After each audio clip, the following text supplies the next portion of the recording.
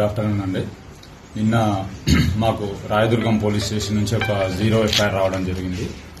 అక్కడ ఒక victim age about 21 to 22 years, ఈ ఫిలిం ఇండస్ట్రీకి సంబంధించిన కొరియోగ్రాఫర్ ఎవరైతే జానీ మాస్టర్ ఎవరైతే ఉన్నారో ఆయన సెక్సువల్ గా అబ్యూజ్ చేసినట్టుగా, థ్రెటనింగ్ చేసినట్టుగా, వర్క్ ప్లేస్ లో థ్రెటన్ చేసినట్టుగా, సెక్సువల్ అబ్యూజ్ చేసినట్టుగా మాకు 0 ఎఫ్ఐఆర్ అయ్యి మాకు ఇక్కడికి రావడం జరిగింది. మాకు ఇక్కడ నిన్న మేము కూడా ఇక్కడ ఎఫ్ఐఆర్ చేసినాము. దాంట్లో ఇన్వెస్టిగేషన్ చేస్తున్నాము.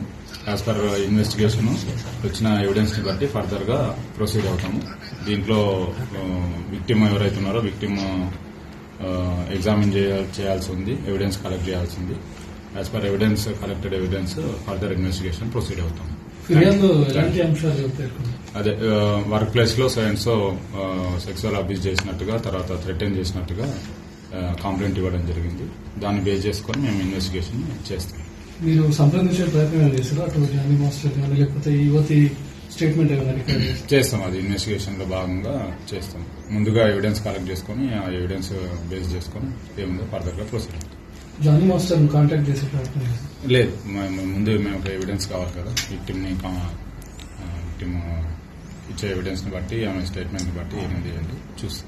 వచ్చిందా సార్ ఇక్కడ? Thank you. విక్టిమ్ అందుబాటులోకి వచ్చినారు. ప్రజెంట్ లేనని చెప్తున్నారు. అవుట్ ఆఫ్ స్టేషన్ అన్నా వస్తానని చెప్తున్నారు. చేస్తాం. యాజ్ పర్ ప్రొసీజర్ ఏముందో అది చేస్తాం. Thank you.